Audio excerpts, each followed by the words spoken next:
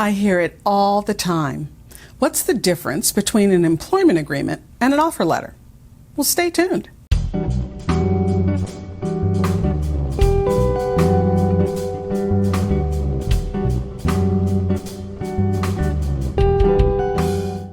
Hi entrepreneurs, I'm Vicky Brown, and you're in the right place if you want to engage your team, boost your business, and grow your leadership muscle. So, employment agreement and offer letter, aren't they just the same thing? Well, actually, no. While I know people often use the terms interchangeably, they're actually two drastically different documents, and they hold different obligations for you as the employer.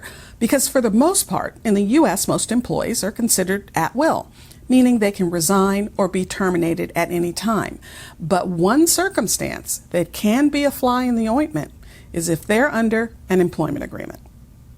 Now, generally speaking, an employment agreement or employment contract is a binding promise between the employer and employee, and it explicitly lists the conditions of employment and termination of employment.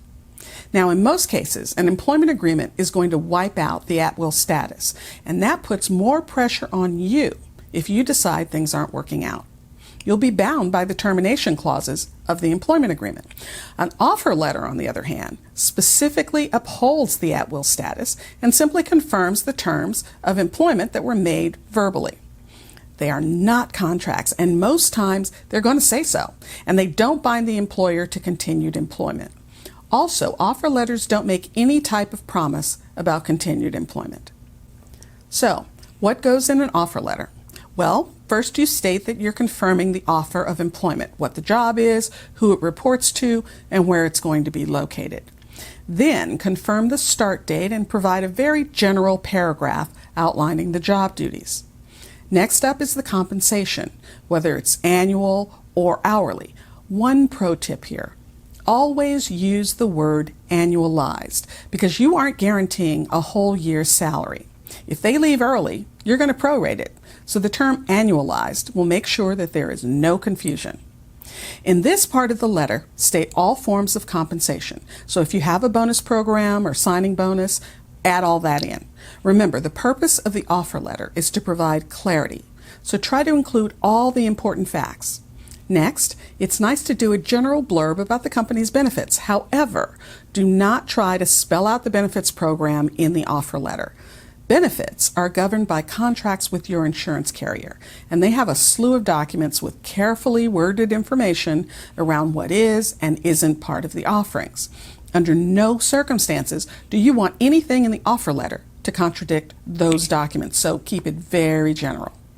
We always recommend you add in a statement that you fully expect the new employee to abide by any obligations to their prior employer. So if they have a non-compete, which by the way is not valid in California, but it is in other states, you are stating that you expect them to uphold those obligations. Mention that you have company rules and regulations and you expect them to abide by those as well. And mention if you have any other documents you expect them to sign, like inventions or confidentiality agreements. Then comes the all-important at-will statement and the sign-off. Now, I know many times people like to include information about things like vacation and other time off. If you do want to add in that language, be sure you have disclaimers stating that the company can change those policies at any time. You don't want to be locked into a vacation policy that just is no longer applicable. So see, a properly worded offer letter can provide all the employment confirmation you need to start a new employee.